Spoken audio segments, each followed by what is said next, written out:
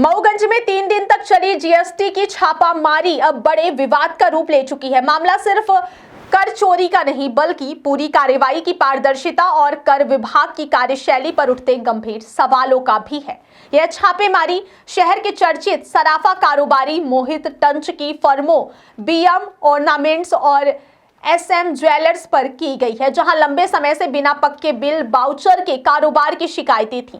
राज्य कर विभाग की टीम ने लगातार 72 घंटे तक दस्तावेजों की गहन जांच की, लेकिन जिस तरह से यह कार्रवाई समाप्त हुई और अधिकारी मीडिया से बचते नजर आए, उसने पूरे मामले को संदिग्ध बना दिया है। सबसे चौंकाने वाला दृश्य जांच के तीसरे दिन रात 10:30 बजे सामने आया, जब जीएसटी अधिकारी कार्रवाई खत्म कर बाहर निकले। जैसे ही उन्होंने मीडिया को देखा, वे उल्टे पैर लौटे और अंदर चले गए।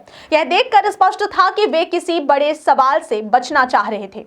मीडिया कर्मी वहीं डटे रहे। रात 1 बजे जब अधिकारी दोबारा बाहर आए, तब भी उन्होंने कैमरे से बचने की कोशिश की। पहले उन्होंने सिर्फ यही कहा कि मैं मीडिया से बात करने के लिए अधिकृत नहीं हूं, लेकिन जब पत्रकारों ने पीछे हटने से इनकार कर दिया, तब अधिकारी कुछ अधूरे और संदिग्ध जवाब देने के लिए मजबूर हुए। इसी बीच यह भी सामने आया कि जांच में करीब 35 लाख रुपए की कर चोरी का खुलासा हुआ था, लेकिन मामला 52.91 लाख रुपए जमा कराकर निपटा दिया गया। जांच रिपोर्ट में यह भी सामने आया है कि फर्मों ने लेन देन में 99% तक इनपुट टैक्स क्रेडिट का उपयोग किया, जबकि 2 वित्तीय वर्षों में सिर्फ 3.25 लाख रुपए का नगद कर जमा किया गया। यह असामान्य अनुपात अपने आप में कर चोरी की ओर इशारा करता है। कच्चे बिल, गलत वाउचर, स्टॉक और बिक्री के आंकड़ों में बड़ा अंतर, ये सभी गंभीर अनियमितताएं हैं, जिनका दंडात्मक मूल्य 35 लाख से कहीं अधिक होना चाहिए था। इसके बावजूद 3 दिन की छापामारी को महज एक राशि जमा कराकर सेटलमेंट के रूप में खत्म कर दिया गया,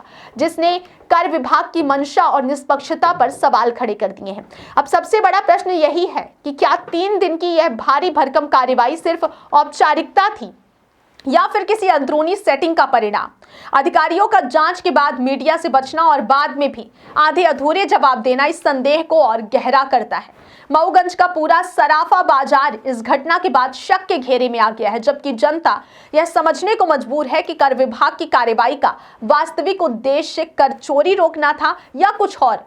मऊगंज की यह घटना अब सिर्फ टैक्स चोरी का मसला नहीं, बल्कि प्रशासनिक पारदर्शिता, जवाबदेही और कर विभाग की कार्यशैली पर उठे सवालों का बड़ा उदाहरण बन चुकी है। सराफा मार्केट में कार्रवाई की गई है, 3 दिनों से लगातार कार्रवाई चल रही है। क्या है पूरा मामला?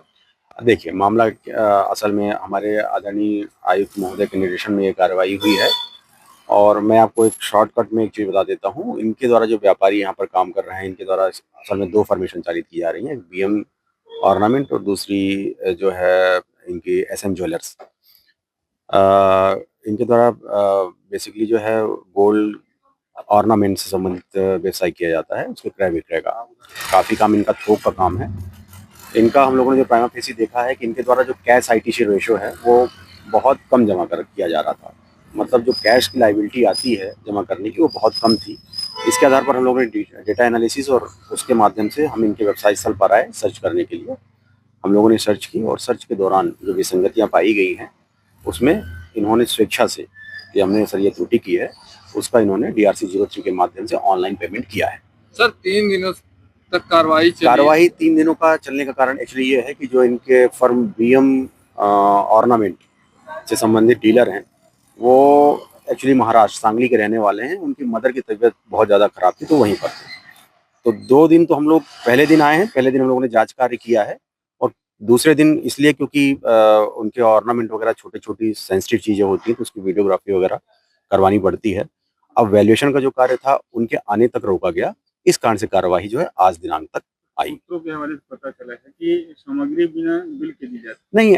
अब देखिए, आजकल क्या है कि बिना बिल के लोकल के जो लोग आते हैं वो डिमांड करते हैं। इनका ये कहना है कि सर वो हमसे बिल लेते ही नहीं है, पर इनका दायित्व है कि इन्हें बिल देना चाहिए, क्योंकि अगर आप कोई चीज़ खरीद रहे हो और सेल और परचेज कर रहे हो, तो आपको ये गवर्नमेंट के रूल्स हैं कि आपको वो पक्के बिलों पर खरीदना है और पक्के ही बिलों पर उसकी सेल करना है। आपसे कोई बिल मांगे या ना मांगे, लेकिन आपको जब भी विक्रय करना है तो वो बिल में ही विक्रय करना है। सर बिल से लेके कोई दस्तावेज प्राप्त हुए आपसे? ना, उनके कुछ बुक्स ऑफ अकाउंट हम लोगों ने अग्रिम कार्यवाही के लिए रखे हैं, उसकी जांच होगी उसके अकॉर्डिंग अभी कार्रवाई चालू रहेगी, ऑर्डर होगा उसमें बकायदा, उसके बाद ही फाइनल रिजल्ट मिलेगा। क्या नाम लिखते हैं? मैं अमित कुमार पटेल हूँ, हमारी पूरी टीम है, ये सतना डिवीजन की टीम है हम लोगों की। ठीक है।